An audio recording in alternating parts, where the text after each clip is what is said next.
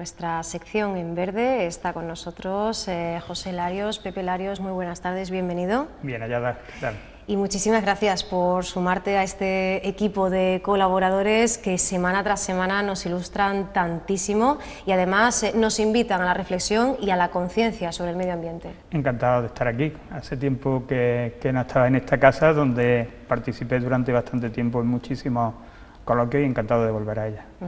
Pepe Larios, ecologista, miembro de la Ejecutiva Estatal de ECUO, también hablaremos de la organización y bueno, hoy lo haremos concretamente para iniciar esta colaboración tuya en esta casa de energía, de consumo energético y además lo vamos a hacer a pocos días de esa Hora del Planeta, ¿verdad? Ese 29M, iniciativa en 7.000 ciudades de 150 países para concienciar sobre la necesidad de actuar en la mejora del medio ambiente, un compromiso, Pepe, que tiene que extenderse a todo el año, pero que significativamente pues, se genera, ¿no?, en torno a esta jornada, ¿no?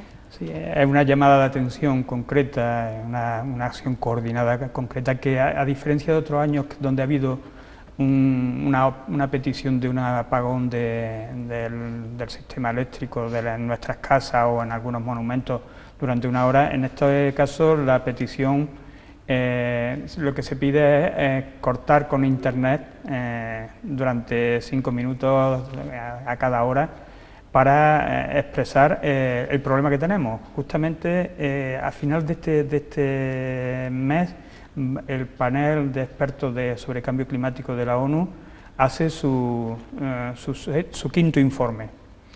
Lo que ya sabemos, porque se han filtrado desde hace, yo al menos lo conozco desde hace un mes y medio, el borrador del documento, nos dice que todo va a peor, que fenómenos extremos como los que hemos tenido, por ejemplo, de los temporales, que en estos momentos se han estado dando durante todo este año en el Cantábrico y en el Atlántico, están debido a que los gases de efecto invernadero y el cambio climático está actuando como Viagra, como un dopaje para el ciclo del agua y en este caso para las tormentas, ¿no?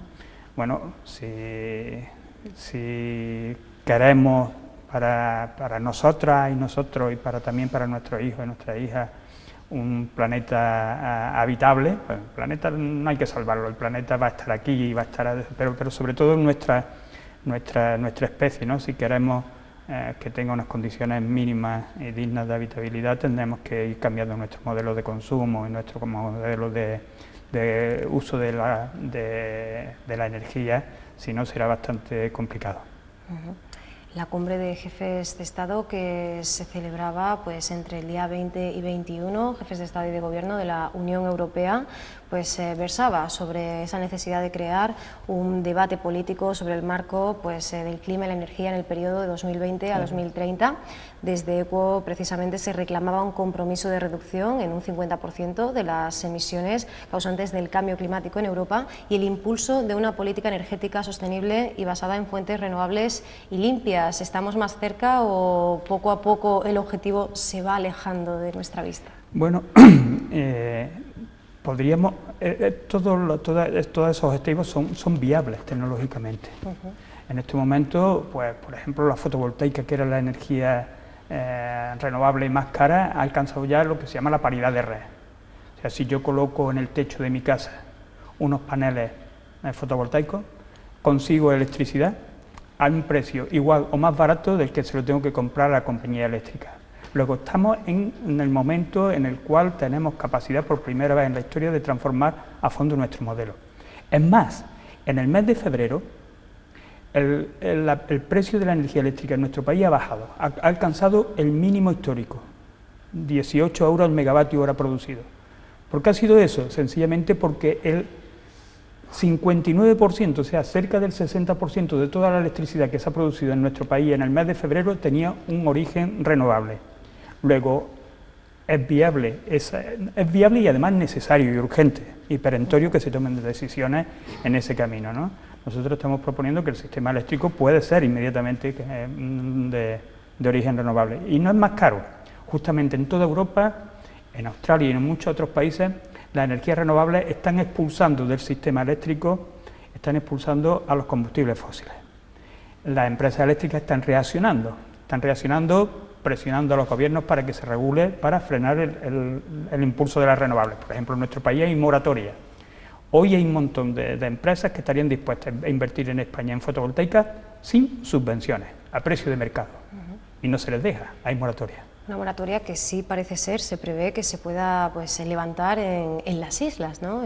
Sí, en territorios como Ceuta o Melilla. Claro, es que en la isla justamente se ha demostrado que con eólica o con fotovoltaica la producción de energía eléctrica es muchísimo más barata que la que se está haciendo ahora, que se está haciendo con combustibles fósiles.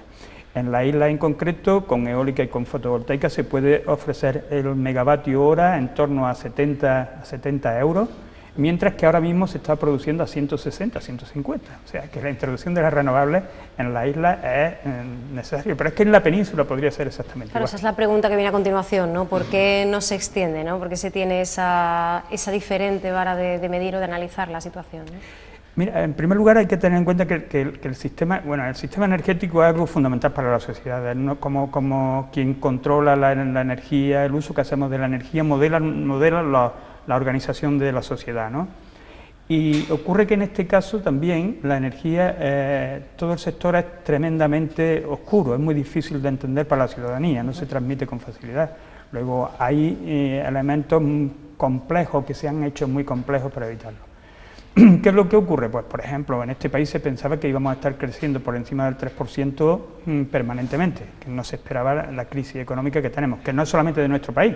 Por ejemplo, China, que ha estado creciendo a 2 dígitos, a más del 10% durante los últimos 10 años, pues resulta que este año pensaba crecer un 7,5%, ya bajaba del 10%, pero ha crecido solamente un 4%. O Brasil el 1,25%. Bueno, pues en este país pensábamos que el crecimiento era infinito, lo cual es una aberración. Es imposible, en un mundo finito es imposible crecer permanentemente, porque tenemos límites, ¿no? Límites con los recursos, y se construyeron un montón de centrales de ciclo combinado, 5 veces más que todas las fotovoltaicas. Esas centrales de ciclo combinado no están funcionando, solamente funcionan al 10%. ¿Qué es lo que hay que hacer para que esas centrales de ciclo combinado funcionen? Pues que no tengan competencia, expulsar o paralizar las energías renovables. Incluso estamos pagando cada año, eso no lo sabe la ciudadanía, estamos pagando cada año 1.000 millones de euros a los dueños de las centrales de gas de ciclo combinado, que son innecesarias, que no funcionan.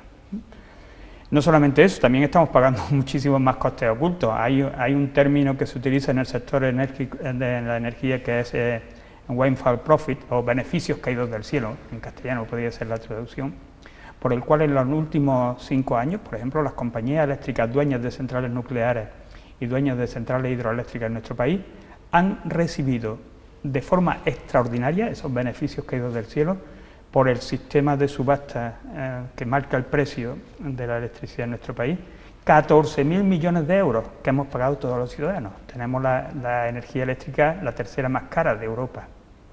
Bueno, y simultáneamente tenemos a señores como el presidente de Iberdrola, que gana 50 veces más que su homólogo en Japón o 5 veces más que su homólogo en Alemania.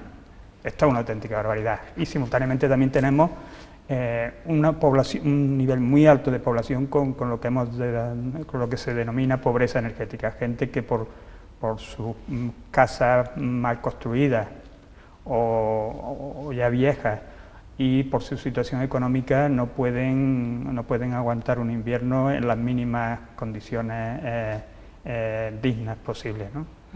Una pobreza energética que podría verse aumentada con ese proyecto de ley del sector eléctrico impulsado por el ministro Soria, que hace un mes iniciaba su tramitación en las Cortes. Según las previsiones de la Junta de Andalucía, en nuestra comunidad autónoma peligran más de 8.000 proyectos renovables, 16.000 millones de inversión y más de 40.000 empleos asociados al sector. Hay que recordar que suponen las renovables un 38% de la potencia eléctrica total de nuestra comunidad autónoma.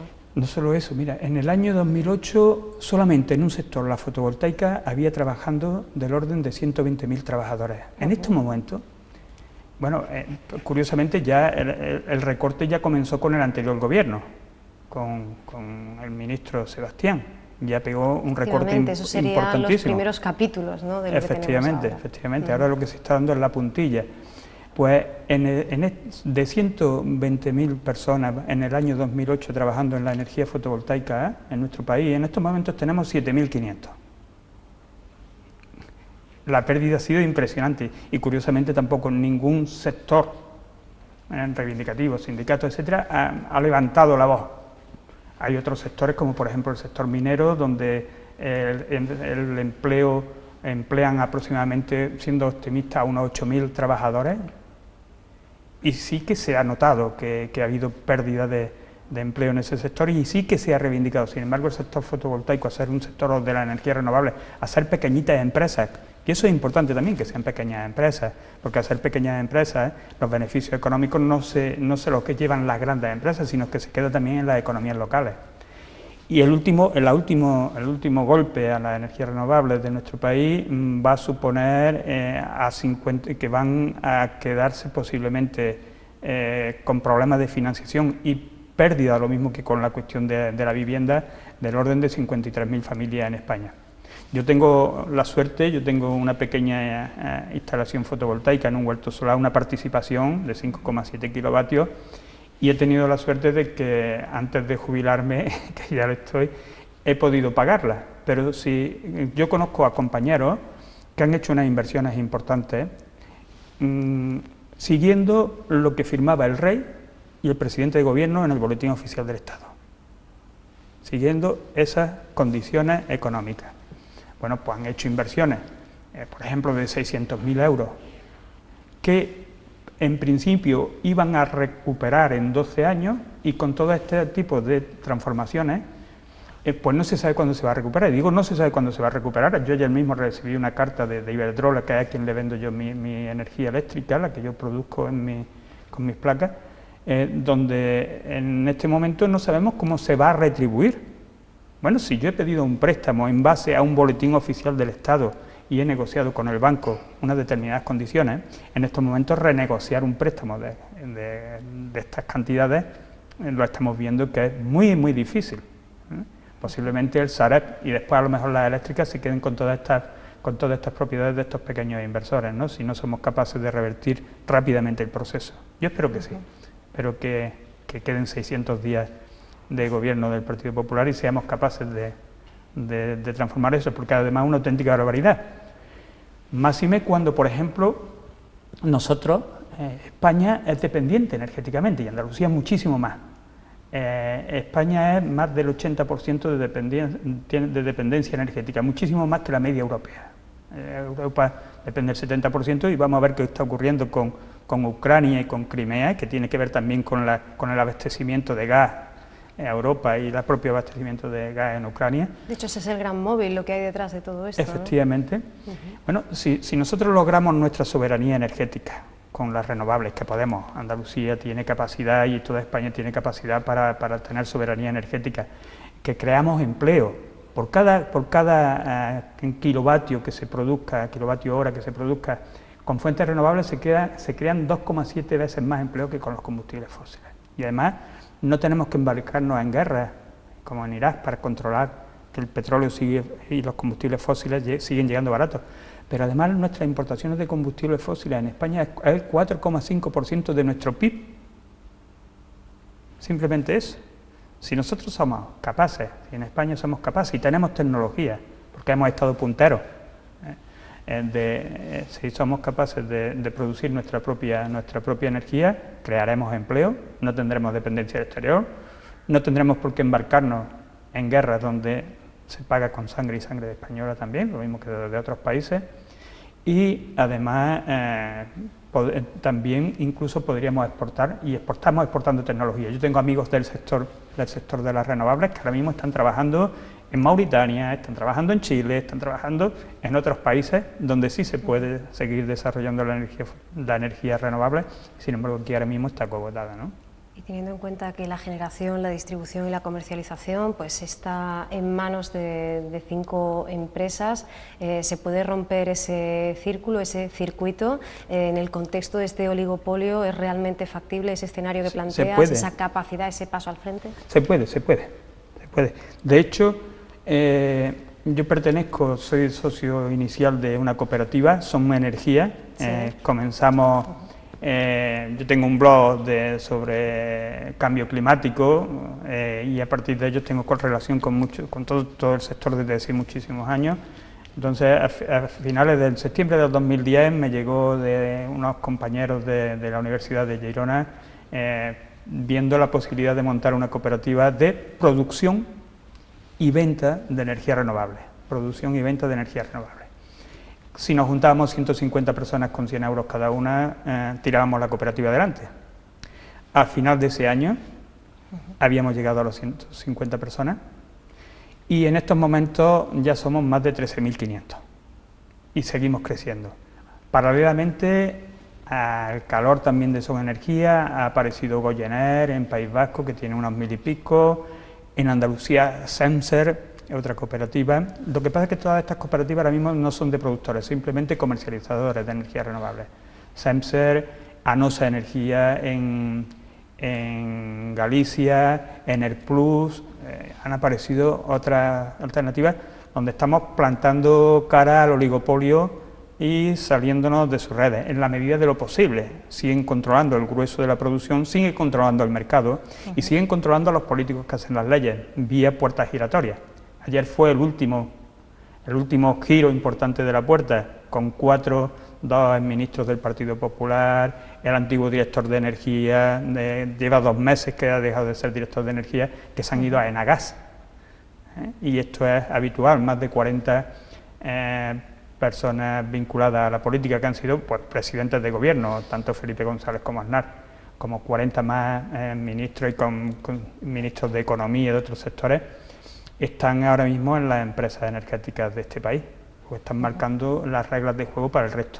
No obstante, hay grietas y esas grietas las pueden utilizar la ciudadanía. No vale más dinero comprarle la energía a Son Energía o a Semser, y es tu cooperativa, que comprársela a Iberdrola o a Endesa. Por cierto, Endesa, curiosamente, es toda de capital italiano.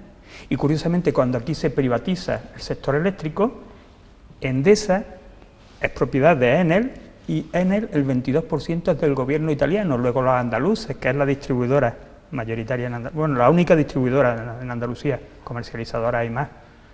Cuando estamos pagando el recibo de la luz a Endesa, estamos financiando al gobierno italiano, además de una empresa italiana, pero directamente al gobierno italiano. Una aberración, podríamos estar financiando a nuestro propio gobierno, ¿no?, con nuestras propias empresas. Bueno, pues esto es lo que toda la maraña y toda la gran estafa del sistema eléctrico en nuestro país, que yo creo que sí que se puede, y en eso estamos, y además estamos, las cooperativas de comercialización de energía renovable están con auge, y además muchas de ellas, como Son Energía, no solamente somos consumidores, sino que también somos activistas, intentamos transformar nuestro modelo energético, que es vital, al margen de que pueda costar más cara o menos cara la energía eléctrica, que esto es importante también, es necesario para lo que anteriormente estábamos comentando de cambio climático, ¿no? Hablamos ya, si te parece, Pepe, precisamente de ese recibo de la luz que, bueno, que está generando pues no pocos quebraderos de cabeza, no solo a los propios consumidores directamente, sino a las asociaciones, aquellos que les representan. Aquí hace, pues, cuando surgió ya la noticia, cuando conocimos todos en qué iba a consistir esa reforma del ministro Soria, nos visitaba Ángel Troncoso desde UKUCE, comentaba que ellos mismos se encontraban con muchísimos agujeros negros, ¿no?, en mitad de este sistema que se presentaba como perfectamente explicado y explicable. Y es que, bueno, hace unos días Rafael Márquez, director general de la Agencia Andaluza de Energía, acusaba a estas medidas del Gobierno de cortoplacistas, de sencillamente parches, y por otro lado pues hacía alusión a que se está persiguiendo el fin pues, de las energías renovables, porque todo ello se está haciendo a costa de estas energías renovables. Y por otro lado se preguntaba, y te traslado la pregunta, Pepe, ¿por qué se elude una reforma global del sistema eléctrico regido por una ley del año ya 1997? Bueno, una ley que supuestamente lo que iba a traer era energía eléctrica más barata, fomentando la competencia, pero estamos en un sistema de oligopolio y no está haciendo así. Digo, incluso está frenando la evolución positiva que anteriormente comentábamos que tendría que está ocurriendo en el sistema eléctrico y que se va a imponer más tarde o más temprano. Es imposible que si tú eres capaz de producir un bien, en este caso la energía eléctrica, con una tecnología más barata que la que en estos momentos está funcionando, las que en estos momentos están funcionando hacen una resistencia, pero esa resistencia también tiene que tener un límite, incluso dentro de la lógica económica convencional, ¿no? Se está descargando toda esta barbaridad, se está descargando una sobre el sector de las renovables, impidiéndole el avance, pero también sobre el consumidor, sobre el usuario, que no saben ni siquiera lo que ni lo va a saber, que pagar, ni lo va a saber, efectivamente. Ni lo va a saber. Algunas asociaciones de consumidores están denunciando porque en la ley dice que yo cuando contrato un servicio tengo que saber perfectamente cuánto me va a costar ese servicio. Con la situación actual de desmadre, y hay que decirlo de desmadre legislativo, nadie va a saber cuánto le va a costar. Tenemos unos 7 millones de contadores inteligentes colocados en nuestras viviendas. Muchos de ellos están ahí, pero no están conectados al sistema que los va a medir, al sistema electrónico que permite, informático, que va a poder permitir emitir los recibos. Además de esos 7 millones, hasta 23 millones tienen contadores convencionales, que no van a poder actualizar las tarifas, como habla el ministro, de hora a hora. Otros parece que para solucionar esto, pues te puedes coger una especie de tarifa de kilovatios durante todo el año, la misma, pero que evidentemente para asegurar los beneficios a las eléctricas va a ser más caro que si consigues una tarifa y puedes conseguir una tarifa que se adecue a la producción de la energía eléctrica en cada momento. Pero además, para más INRI, desde el año pasado hasta ahora, el Gobierno ha multiplicado por 2 lo que se llama la cuota de potencia, la parte fija que pagamos en nuestro recibo de la electricidad. Ha pasado de 21 euros el kilovatio contratado al año a 42 euros el kilovatio contratado. Casi el 60% de lo que tú pagas en tu recibo de la luz. ¿Esto qué significa? Que incluso medidas que tú puedas hacer en tu casa de ahorro energético te van a suponer muy poco, porque la parte variable, que tiene que ver con lo que tú consumas en tu casa. El ministro tiene la osadía de decir que pues, eso ocurre porque en estos momentos estábamos financiándole, la mayoría de los usuarios estábamos financiándole a los que tienen segunda residencia. Mire usted, es una auténtica barbaridad. Lo que usted está haciendo es asegurarle a las compañías eléctricas que van a tener una cantidad fija permanente de ingresos, con muchas cuestiones también añadidas. Por ejemplo, si toda la gente que ahora mismo tiene su potencia contratada le diera un día por ponerla en marcha, nuestro sistema eléctrico es incapaz de suministrarla. Son 168 gigavatios cuando nuestro sistema eléctrico tiene 105. Menos mal que en el momento en que más necesitamos solamente 44, o sea que desde 44 hasta 105 el resto nos sobra, tenemos sobrecapacidad, pero nos están estafando. Si tú y yo estoy contratando en mi casa, bueno, yo tengo lo mínimo prácticamente, yo tengo 2,2 kilovatios desde hace muchísimos años. La mayoría de las personas que nos están viendo pueden ver sus recibos y si son casas antiguas tendrán 3,3 y si han comprado en la última etapa las viviendas tendrán desde 5,5 en adelante a 6 o 7, ¿no? Una auténtica barbaridad. Pero también nos están estafando porque yo le estoy pagando por un servicio que si todos exigiéramos, usted es incapaz de darme.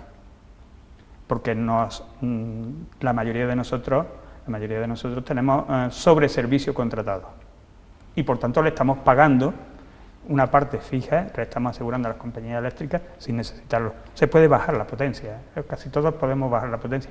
En Zona Energía, por ejemplo, tenemos unos aparatos para que se los pasamos a los usuarios a los compañeros cooperativistas y compañeras cooperativistas para que midan durante una semana su consumo eléctrico en su casa, cuáles son sus puntas de consumo, para que adecúen su contrato a sus necesidades reales, no unas necesidades ficticias. Y no se vayan al otro extremo, ¿no? El de la tarifa plana, con la cual pues también se aseguran, ¿no? Efectivamente. Esa inversión. Efectivamente.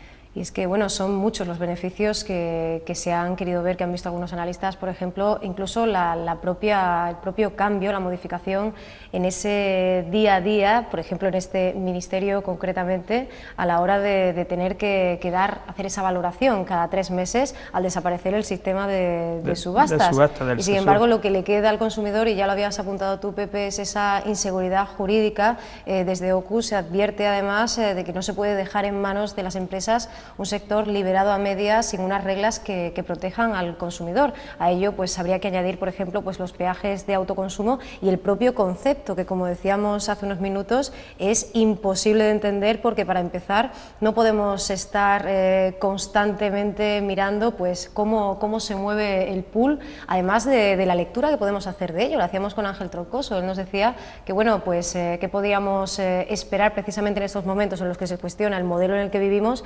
cuando ya nuestra factura de la luz va a depender de los movimientos del mercado, de esas fluctuaciones que además son constantes, ¿no?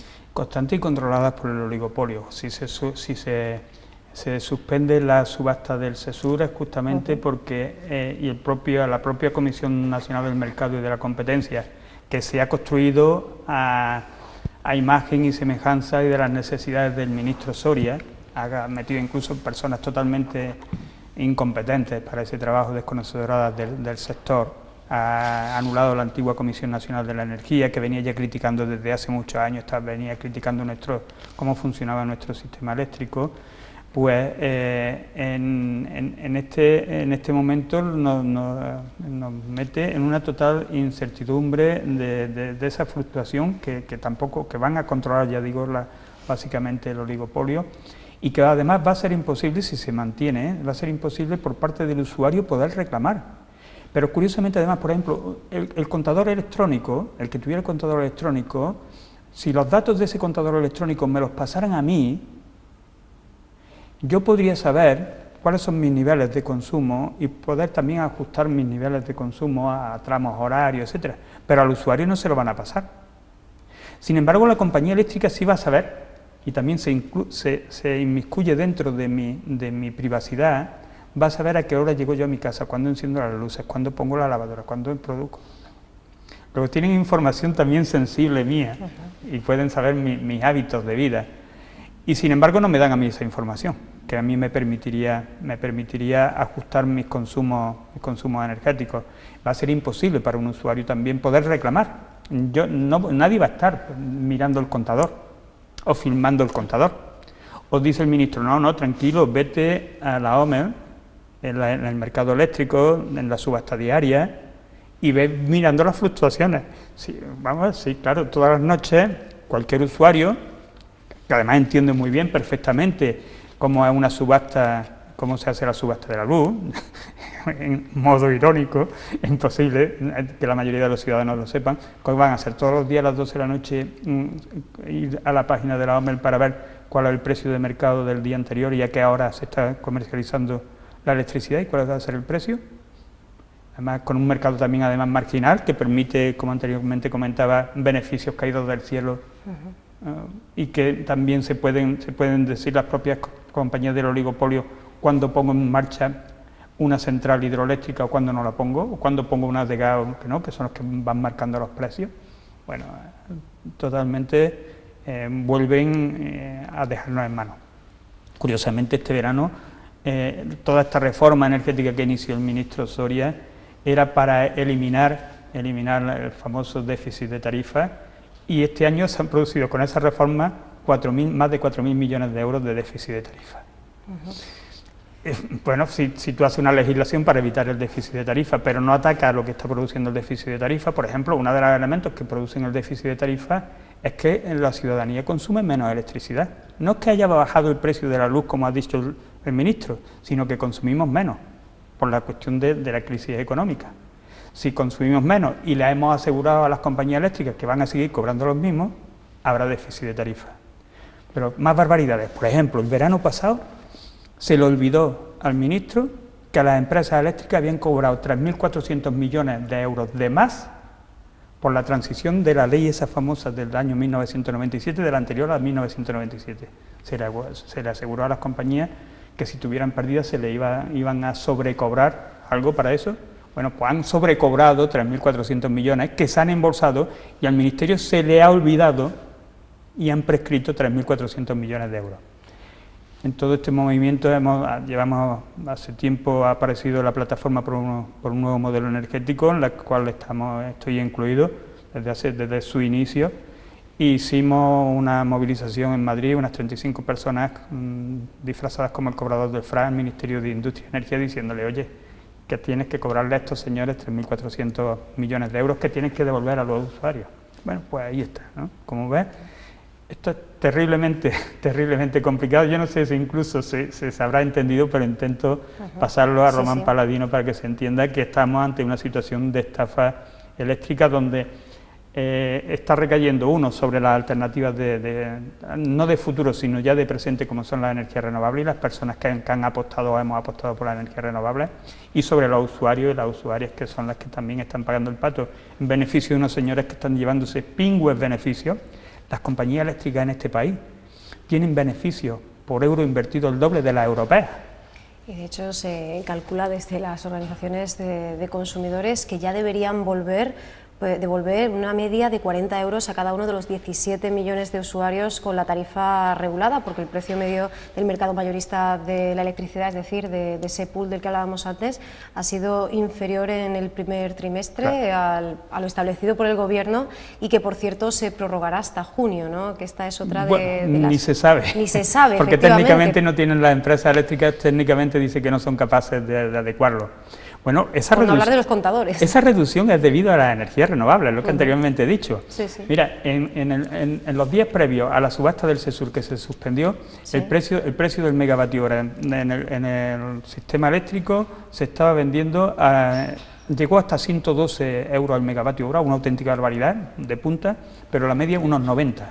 Bueno, ya he dicho que en el mes pasado, en el mes de febrero, se ha conseguido un precio medio de 18 euros al megavatio. ¿Quién ha sido artífice de que sean 18 euros el megavatio? Que hemos tenido mucha lluvia y mucho viento. Y durante el verano tendremos mucho sol. Con lo cual, las puntas de necesidad con los aparatos de aire acondicionado, perfectamente, más de la mitad de esa punta se consigue cubrir con fotovoltaica. La otra mitad se cubre con centrales de gas de ciclo combinado.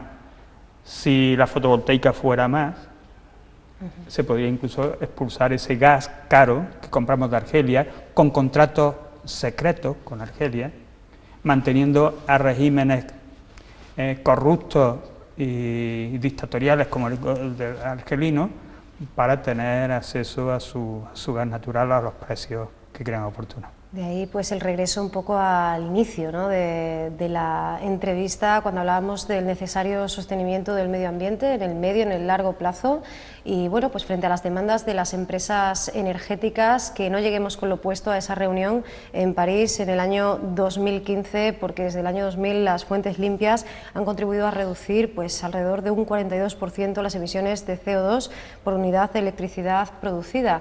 Pepe, este tema pues podría abarcar no solo entregas y entregas, sino programas y programas, ¿no?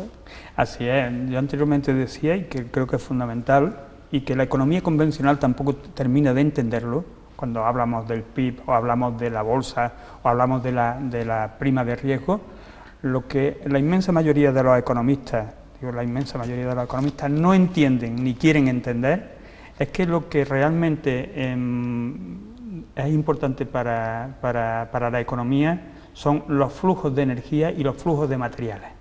Y son elementos que no se tienen en cuenta y que están teniendo serios problemas. Por ejemplo, además, con el tema de la energía, además del problema del cambio climático, el problema que estamos teniendo es que en los combustibles fósiles baratos se han terminado.